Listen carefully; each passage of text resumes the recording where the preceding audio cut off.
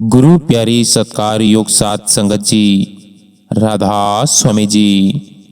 प्यारी साथ संगत जी, आज का यह सत्संग किसी को समझाने के लिए नहीं है। आज का यह सत्संग किसी को बदलने के लिए नहीं है। यह सत्संग उस आत्मा के लिए है जो सब कुछ पाकर भी भीतर से खाली है, जो हंसते हुए भी रात को चुपचाप रो लेती है, जो मंदिर भी गई, मस्जिद भी गई, लेकिन कहीं भी उसे चैन नहीं मिला। अगर आपकी जिंदगी में ऐसा कोई पल आया है जब आपने आसमान की तरफ देखकर बिना शब्दों के बस इतना कहा हो कि हे मालिक, अब मुझसे और नहीं होता, तो समझ लेना आज आप यूं ही यहां नहीं पहुंचे हैं। गुरु प्यारी सत्कार योग साथ संगत जी, आज का रूहानियत भरा सत्संग संत गरीबदास जी महाराज जी की वाणी में से होने जा रहा है। अपने अपने गुरु महाराज को याद करके सत्संग को ध्यान पूर्वक सुने, और जो भी सत्संगी भाई बहन चैनल पर नए हैं उनसे विनती की जाती है कि चैनल को सब्सक्राइब कर लें, ताकि जो भी सत्संग वीडियो अपलोड हो सबसे पहले उसका नोटिफिकेशन आप जी तक पहुंच सके। संगत जी, आज का सत्संग एक प्रश्न के आधार पर होने जा रहा है। एक सत्संगी मित्र द्वारा प्रश्न पूछा गया है कि क्या बिना गुरु के आत्मा परमात्मा की पहचान कर सकती है। संगत जी, आज का यह प्रश्न बहुत गहरा है और आत्मा की जड़ से जुड़ा हुआ है। यह प्रश्न केवल बुद्धि का नहीं, यह प्रश्न आत्मा की तड़प है। यह प्रश्न उस पीड़ा का है जो हर जन्म में मनुष्य के हृदय में चुपचाप जलती रहती है। मनुष्य इस संसार में आता है, खाता है, पीता है, कमाता है, परिवार बनाता है, धर्म करता है, पूजा करता है, दान करता है, पर कहीं भीतर एक खालीपन बना रहता है। वह खालीपन पूछता है कि मैं कौन हूँ, मेरा मालिक कौन है, मैं यहाँ क्यों आया हूँ। यही आत्मा की पहली पुकार है। अब प्रश्न उठता है कि क्या यह पुकार, यह खोज, यह पहचान बिना गुरु के पूरी हो सकती है। संत कहते हैं आत्मा और परमात्मा का संबंध नया नहीं है। आत्मा परमात्मा का अंश है। जैसे समुद्र से निकली बूंद समुद्र को नहीं भूलती, वैसे ही आत्मा अपने मूल को नहीं भूलती। पर समस्या यह है कि यह आत्मा मन, इंद्रियों और शरीर के जाल में फंस चुकी है। आंखों से देखती है, कानों से सुनती है, और जो दिखता सुनता है उसी को सत्य मान लेती है। परमात्मा आंखों से दिखाई नहीं देता। परमात्मा शब्दों में समाता नहीं। परमात्मा मंदिर, मस्जिद, मूर्ति या ग्रंथ में सीमित नहीं है। तो आत्मा कहती है, अगर परमात्मा दिखाई नहीं देता तो मैं उसे पहचानूं कैसे। यहीं से गुरु की आवश्यकता शुरू होती है। बिना गुरु के आत्मा की स्थिति क्या है। संत एक उदाहरण देते हैं कि एक कमरे में खजाना रखा है। कमरे में प्रवेश तो मिल गया, पर अंधेरा इतना घना है कि कुछ दिखाई नहीं देता। अब बताओ, क्या खजाना वहां नहीं है? है, लेकिन बिना प्रकाश के वह खजाना व्यर्थ है। गुरु ही वह प्रकाश है। कुछ लोग कहते हैं कि हम शास्त्र पढ़ लेंगे, हम ध्यान कर लेंगे, हम अपने आप खोज लेंगे। संगत जी, शास्त्र रास्ता बताते हैं पर चलना नहीं सिखाते। ध्यान की विधियां बताई जा सकती है, पर भीतर ले जाने वाला हाथ केवल गुरु का होता है। बिना गुरु के आत्मा कोशिश तो करती है, पर पहचान नहीं कर पाती, क्योंकि आत्मा जिस आंख से परमात्मा को देखती है वह आंख इस शरीर की नहीं है। वह आंख भीतर से है, तीसरे तिल के पीछे, और उस आंख को खोलने की चाबी सिर्फ गुरु के पास होती है। संत कबीर साहिब कहते हैं, गुर बिन ज्ञान न उपजे, गुर बिन मिले न मोक्ष। ज्ञान का अर्थ यहाँ किताबों का ज्ञान नहीं है। ज्ञान का अर्थ है स्वयं को जान लेना, और स्वयं को जाने बिना परमात्मा को जानना असंभव है। कुछ लोग कहते हैं कि क्या परमात्मा इतना पक्षपाती है कि बिना गुरु के नहीं मिलेगा? नहीं, परमात्मा पक्षपाती नहीं है, पर नियमों में बंधा है। जैसे आग का नियम है कि वह जलाएगी, पानी का नियम है कि वह बहाएगा, वैसे ही परमात्मा का नियम है कि गुरु के माध्यम से आत्मा को जगाना। यह व्यवस्था परमात्मा ने स्वयं बनाई है, क्योंकि गुरु कोई साधारण व्यक्ति नहीं होता। गुरु वह होता है जो स्वयं उस रास्ते से होकर आया हो जहां आत्मा को जाना है। जो खुद अंधेरे में है वह दूसरों को उजाला कैसे देगा? गुरु वह है जो शब्द के पार, नाम के पार, रूप के पार स्वयं मालिक से जुड़ा हुआ है। अब एक और गहरा सत्य सुनिए। बिना गुरु के आत्मा परमात्मा की कल्पना कर सकती है, पर पहचान नहीं। वह भगवान को किसी रूप में बांध लेगी, किसी विचार में बांध लेगी, किसी भावना में बांध लेगी, पर परमात्मा रूप और विचार से बहुत ऊपर है। जब तक आत्मा मन के दायरे में है, तब तक वह परमात्मा को मन से ही खोजेगी, और मन कभी परमात्मा तक नहीं पहुंच सकता। यही कारण है कि जन्म जन्म तक पूजा चलती रहती है, पर भीतर शांति नहीं आती। गुरु क्या करता है? गुरु आत्मा को बाहर से नहीं, भीतर से मोड़ देता है। गुरु कहता है, अब आंखें बंद कर, शब्द को पकड़, नाम का सहारा ले और भीतर चल। यही वह मार्ग है जहां आत्मा पहली बार अपने असली घर की सुगंध महसूस करती है। और जब आत्मा एक बार उस सुगंध को पा लेती है, फिर वह संसार में रहते हुए भी संसार की नहीं रहती। अब अंतिम और सबसे करुण सत्य जो आज पूछा गया है कि क्या बिना गुरु के आत्मा कभी परमात्मा तक नहीं पहुंच सकती? संत कहते हैं, आत्मा तब तक भटकती रहेगी जब तक उसे गुरु ना मिले, और जिस दिन आत्मा की पुकार सच्ची हो जाती है, उस दिन परमात्मा स्वयं गुरु के रूप में आत्मा के जीवन में प्रवेश करता है। गुरु को ढूंढना नहीं पड़ता, गुरु मिलते हैं, क्योंकि गुरु बाहर से नहीं आते, वे भीतर की पुकार से प्रकट होते हैं। इसीलिए बिना गुरु के आत्मा परमात्मा की खोज तो कर सकती है, पर पहचान नहीं। और जब गुरु मिल जाता है तो पहचान भी हो जाती है और मिलन भी।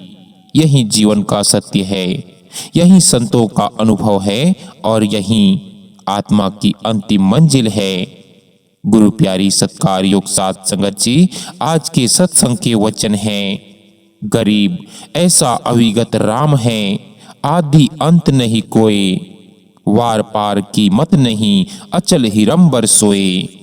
सत्कार योग साध संगत जी, यहाँ संत गरीबदास जी उस राम की बात कर रहे हैं जो दिखाई नहीं देता, जिसे आंखों से नहीं देखा जा सकता, जिसे शब्दों में बांधा नहीं जा सकता। वही अविगत राम। अविगत का अर्थ है जो इंद्रियों की पकड़ में नहीं आता, जो मन की सीमा से बाहर है, जो सोच से परे है।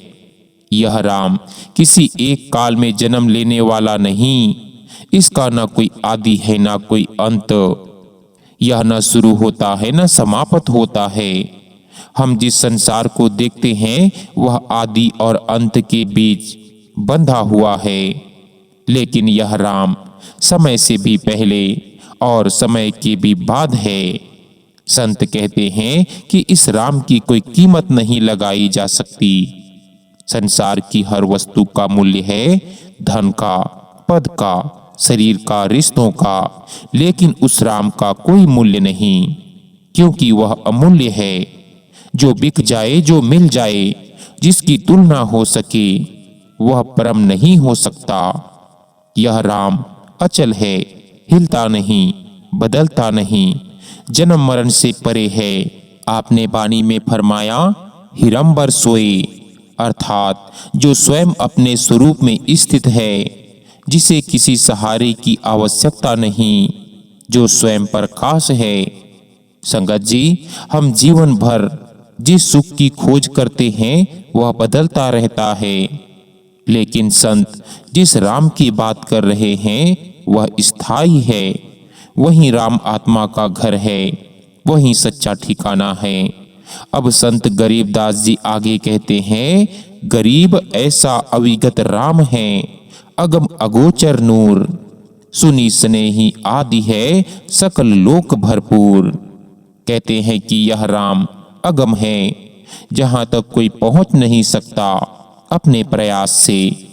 यह अगोचर है, जिसे आंखें नहीं देख सकती, लेकिन फिर भी संत कहते हैं कि वह नूर है, प्रकाश है। वह अंधकार नहीं, वह चेतना है, वह जीवंत प्रकाश है। यह नूर बाहर नहीं भीतर है। यह प्रकाश दीपक से नहीं, सूर्य से नहीं, बल्कि आत्मा के मूल से उठता है। संत कहते हैं, सुनी स्नेही आदि है। यह राम शून्य से भी पहले है। शून्य का अर्थ खालीपन नहीं, बल्कि वह अवस्था जहां मन समाप्त हो जाता है, विचार समाप्त हो जाते हैं। उसी शून्य के भीतर यह राम स्नेही है, प्रेम स्वरूप है। वह प्रेम करता है, पुकार सुनता है, आत्मा की तड़प पहचानता है। और फिर संत कहते हैं, सकल लोक भरपूर। यह राम किसी एक जगह सीमित नहीं, वह केवल मंदिर, मस्जिद, गुरुद्वारे में नहीं, वह केवल ध्यान में बैठने से ही नहीं, वह पूरे लोक में भरा हुआ है। हर श्वास में, हर जीव में, हर कण में वही चेतना प्रवाहित हो रही है। संगत जी, हम बाहर खोजते रहे, नाम बदलते रहे, रास्ते बदलते रहे, लेकिन संत गरीबदास जी बता रहे हैं कि जिसे हम खोज रहे हैं वही हमारे भीतर बैठा है। वह अविगत राम है, इसीलिए दिखता नहीं, लेकिन उसका संकेत भीतर की शांति, भीतर के प्रेम, भीतर की पुकार में मिलता है। जब आत्मा संसार से थक जाती है, जब भीतर से आवाज आती है कि अब नहीं, उसी क्षण यह अविगत राम अपने उपस्थिति का अनुभव कराता है। वह दिखाई नहीं देता, लेकिन महसूस होता है। वह बोला नहीं जाता, लेकिन सुना जाता है। यही संत गरीबदास जी का संकेत है। राम को मानने से नहीं, राम को जानने से मुक्ति है। अब संत गरीबदास जी आगे कहते हैं, गरीब ऐसा अविगत राम है, गुण इंद्रिय से न्यार, सुनी स्नेही रमि रहया, दिल अंदर दीदार। संगत जी, यहाँ संत एक बहुत गहरा रहस्य खोलते हैं। वे कहते हैं कि यह अविगत राम गुणों से परे है, इंद्रियों से परे है। हम जो भी देखते हैं, सुनते हैं, सूंघते हैं, चखते हैं, छूते हैं, वह सब इंद्रियों के दायरे में आता है। लेकिन संत कहते हैं, जिस राम की बात हो रही है वह इन सब सीमाओं से बाहर है। इसीलिए आंखें उसे देख नहीं पाती, कान उसे सुन नहीं पाते और मन उसे समझ नहीं पाता। इंद्रियां बाहर की ओर दौड़ती है, लेकिन यह राम भीतर की ओर मिलता है। जब तक आत्मा इंद्रियों की गुलाम बनी रहती है, तब तक यह अविगत राम ओझल रहता है। लेकिन जैसे ही साधक इंद्रियों से ऊपर उठने लगता है, वैसे ही भीतर एक शांति, एक ठहराव, एक मौन प्रकट होने लगता है। संत कहते हैं, सुनी स्नेही रमि रहया। वह शून्य में रमता है, लेकिन वह शून्य सूना नहीं है। वह प्रेम से भरा हुआ शून्य है। वहाँ शब्द नहीं, विचार नहीं, लेकिन प्रेम है, चेतना है, अपनापन है।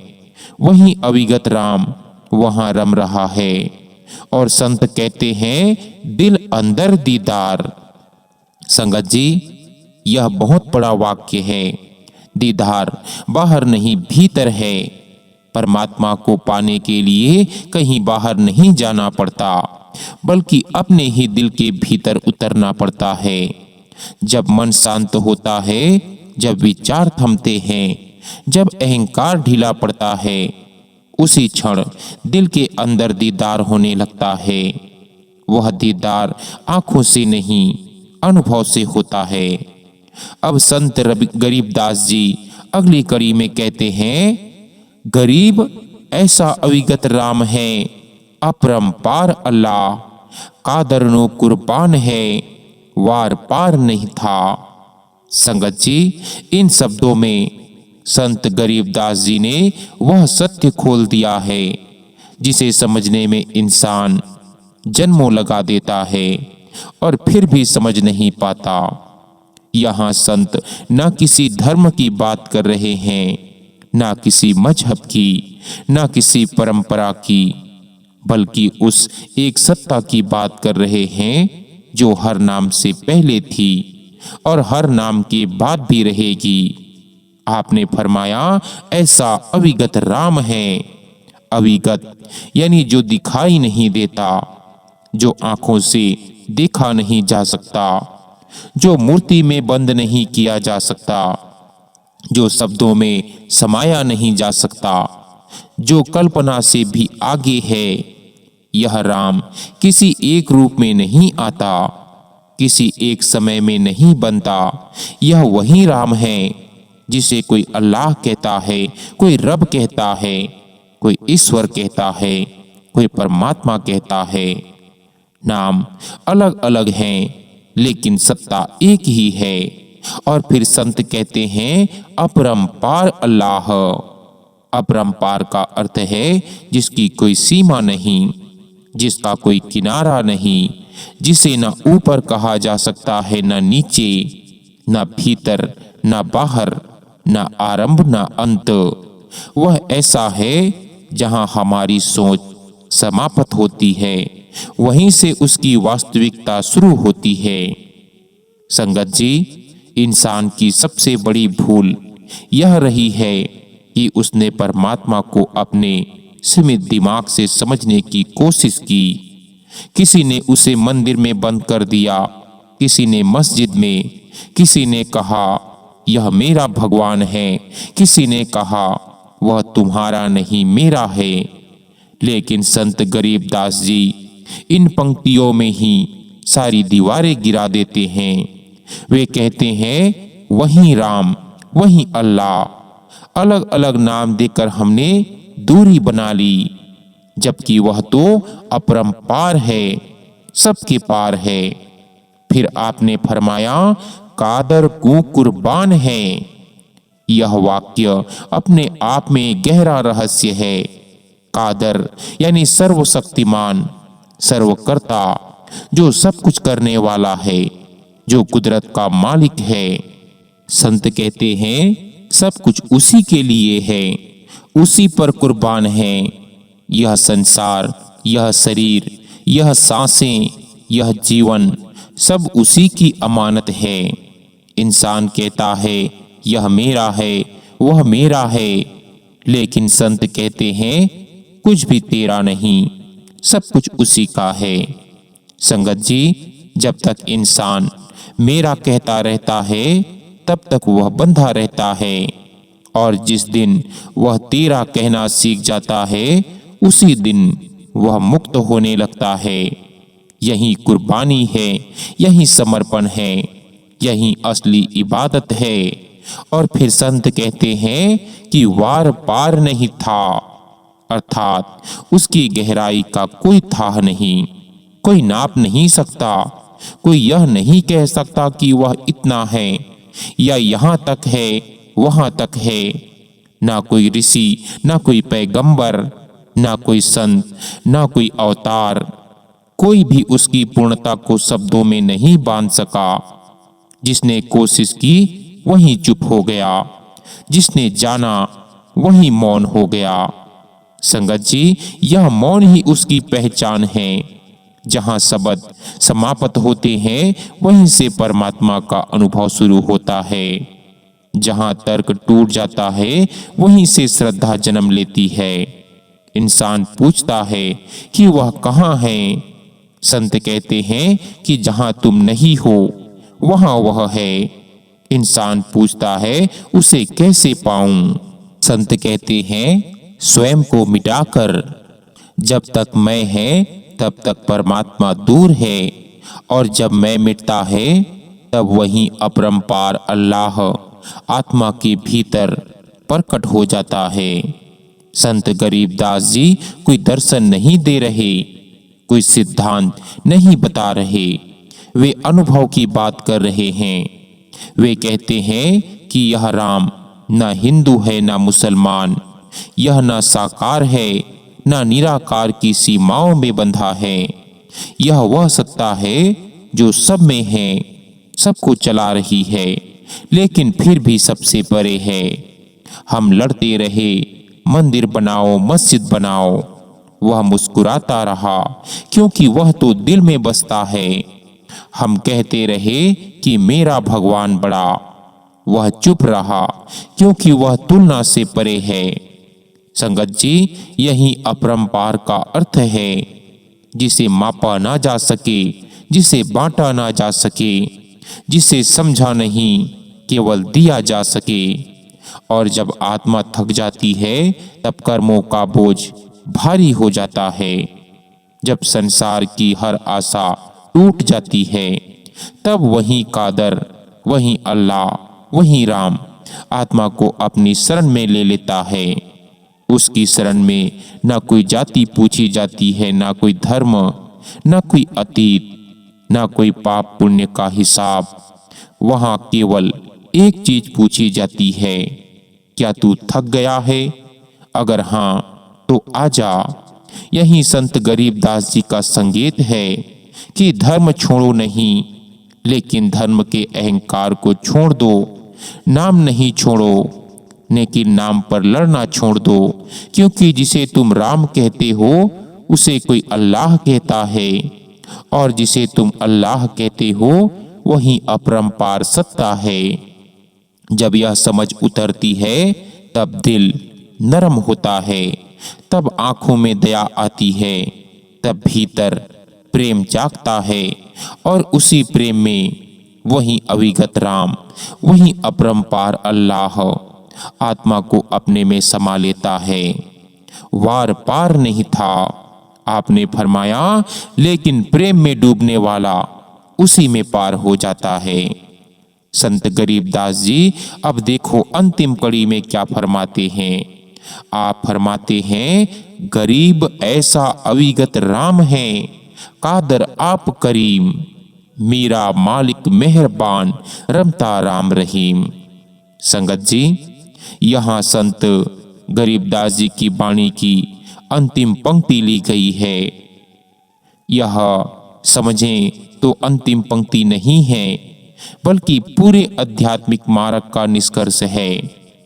जो बात संतों ने ग्रंथों में, कथाओं में, जीवन भर के अनुभवों में समझाई, वही बात संत गरीबदास जी ने इन अंतिम पंक्तियों में आत्मा के भीतर उतार दी है। यह पंक्ति ज्ञान की नहीं प्रेम की है, यह तर्क की नहीं भरोसे की है, यह साधना की नहीं समर्पण की है। संत कहते हैं, ऐसा अविगत राम है। फिर वही अविगत, वही दिखाई न देने वाला, वही पकड़ में न आने वाला, वही जो इंद्रियों से परे है, मन से परे है, बुद्धि से परे है। लेकिन अब संत इस अविगत राम को दूर नहीं रखते। अब वह उसे कठोर नहीं बनाते, अब वह उसे भय का विषय नहीं बताते। अब वह कहते हैं, कादर आप करीम। संगत जी, कादर का अर्थ है सर्वशक्तिमान, करीम का अर्थ है अत्यंत दयालु, कृपालु, देने वाला। संत यह कह रहे हैं कि वह परमात्मा केवल शक्ति नहीं है, केवल नियम नहीं है, केवल न्याय नहीं है, वह दया है, करुणा है, प्रेम के सागर हैं। अगर वह केवल कादर होता तो संसार डर में जीता, लेकिन वह करीम है, इसीलिए संसार आज भी चल रहा है। हम पाप करते हैं फिर भी सांस चलती है, हम भूल करते हैं फिर भी जीवन मिलता है, हम भटकते हैं फिर भी पुकार सुनी जाती है। आखिर क्यों? क्योंकि वह कादर होने के साथ साथ करीम भी है।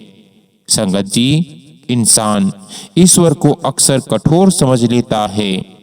वह सोचता है कि भगवान हिसाब रखता है, भगवान दंड देता है, भगवान गलती पर सजा देता है।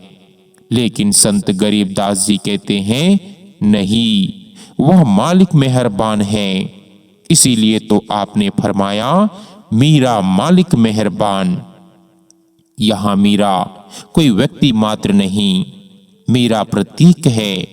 मीरा उस आत्मा का प्रतीक है जो प्रेम में डूब गई, जिसने गणना छोड़ दी, जिसने समाज की परवाह छोड़ दी, जिसने लोक लाज छोड़ दी, जिसने केवल अपने मालिक को पकड़ लिया। मीरा ने कुछ मांगा नहीं, मीरा ने कुछ शर्त नहीं रखी, मीरा ने यह नहीं पूछा कि मुझे क्या मिलेगा। मीरा ने केवल इतना कहा कि मैं तेरी हूं। और संत कहते हैं, ऐसा मालिक मेहरबान हो जाता है जिसके सामने आत्मा रोती है, जिसके सामने आत्मा झुक जाती है, जिसके सामने आत्मा खाली हो जाती है, उसके लिए मालिक मेहरबान हो जाता है। संगत जी, परमात्मा को विद्वता से नहीं पाया गया, उसे उपदेश से नहीं पाया गया, उसे प्रदर्शन से नहीं पाया गया, उसे पाया गया आंसुओं से, तड़प से, प्रेम से और समर्पण से। और फिर संत गरीबदास जी अंतिम वाक्य में कहते हैं कि रमता राम रहीम। संगत जी, यह वाक्य सारी दीवारें गिरा देता है। रमता अर्थात जो हर जगह रम रहा है, जो कहीं दूर नहीं, जो किसी एक नाम में सीमित नहीं। राम और रहीम दो नाम नहीं, एक ही प्रेम की दो पुकारे हैं। संत यह नहीं कह रहे कि राम अलग है और रहीम अलग है। वे कह रहे हैं कि वही सत्ता राम भी है और वही रहीम भी है। वह हिंदू का नहीं, मुसलमान का नहीं, वह आत्मा का है। जब आत्मा टूट जाती है तब वह यह नहीं पूछती कि राम है या रहीम, तब वह केवल पुकारती है। और पुकार जिस भाव से निकलती है वही भाव परमात्मा तक पहुंचता है। जिस दिन इंसान यह समझ लेता है कि ईश्वर नामों में नहीं, ईश्वर प्रेम में है, उसी दिन धर्म का असली जन्म होता है। धर्म मंदिर बनाने में नहीं, धर्म मस्जिद गिराने में नहीं, धर्म वाद विवाद में नहीं, धर्म नारे लगाने में नहीं। धर्म है दिल को नरम करना, दूसरों के दर्द को समझना और मालिक पर भरोसा करना। संगत जी, रमता राम रहीम का अर्थ है वह केवल पूजा में नहीं, वह केवल इबादत में नहीं, वह हर कर्म में रम रहा है। जब माँ बच्चे को स्नेह से देखती है वहाँ वहीं राम रह रहा है। जब कोई भूखे को रोटी देता है वहाँ वहीं राम प्रकट हो रहा है। जब कोई किसी को माफ करता है वहाँ वहीं करीम सामने आता है। लेकिन जब इंसान नफरत करता है, घृणा करता है, दूसरों को नीचा दिखाता है, तब वह ईश्वर से दूर नहीं, अपने दिल से दूर हो जाता है। संगत जी, यह वाणी हमें डराती नहीं है, यह वाणी हमें प्रेम सिखाती है। यह नहीं कहती कि अगर ऐसा नहीं किया तो सजा मिलेगी। यह कहती है कि अगर थक गए हो तो आ जाओ। यह नहीं कहती कि नियम पूरा करो, यह कहती है कि दिल दे दो। और यही संत गरीबदास जी की अंतिम वाणी है। वह हमें ज्ञान का बोझ नहीं देते, वह हमें प्रेम की छाया में बैठा देते हैं। अविगत राम लेकिन दूर नहीं, कादर लेकिन निर्दयी नहीं, करीम क्योंकि प्रेम उसका स्वभाव है, मालिक लेकिन पिता जैसा, और रमता राम रहीम क्योंकि वह हर जगह है, हर दिल में है, हर श्वास में है। संगत जी, जब यह बात भीतर उतर जाती है तो डर खत्म हो जाता है। मौत का डर, भविष्य का डर, कर्मों का डर, क्योंकि जहां मालिक मेहरबान हो वहां डर टिक नहीं सकता। और अंत में संत गरीबदास जी की यह वाणी हमसे केवल एक ही बात कहती है कि नाम बदलो मत लेकिन दिल बदलो, मार्ग मत छोड़ो लेकिन अहंकार छोड़ो। ईश्वर को बाहर मत खोजो, उसे अपने भीतर महसूस करो, क्योंकि वही अविगत राम कादर भी है, करीम भी है, और प्रेम में डूबने वाली आत्मा के लिए सदैव मेहरबान है। संगत जी, अब जाते जाते एक बात अपने दिल पर हाथ रखकर सुन लेना। जिस परमात्मा को आपने इतने साल ढूंढा वह आपसे कभी दूर था ही नहीं। आप गिरते रहे, वह थामता रहा, आप भटकते रहे, वह रास्ता बनाता रहा, आप रोते रहे, वह चुपचाप सुनता रहा। क्योंकि संत गरीबदास जी सच कहते हैं कि वह कादर भी है और करीम भी। वह आपकी गलतियों से बड़ा है, वह आपके अतीत से बड़ा है, वह आपके डर से भी बड़ा है। अगर आज इस सत्संग के बाद आपके दिल में बस एक पल के लिए यह भाव आ जाए कि मालिक अगर तू है तो अब मैं ठीक हूं, तो समझ लेना यह सत्संग सफल हो गया।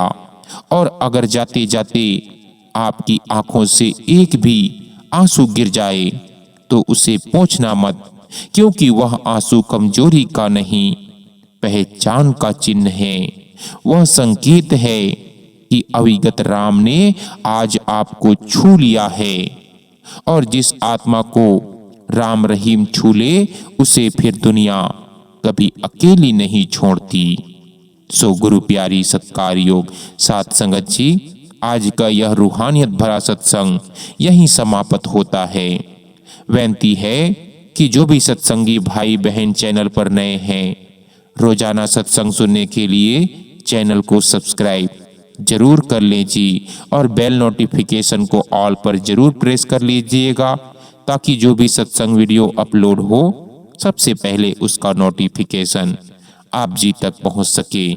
तो दीजिए इजाजत, मिलते हैं एक नए सत्संग वीडियो के साथ। आप सभी को प्यार भरी राधा स्वामी जी।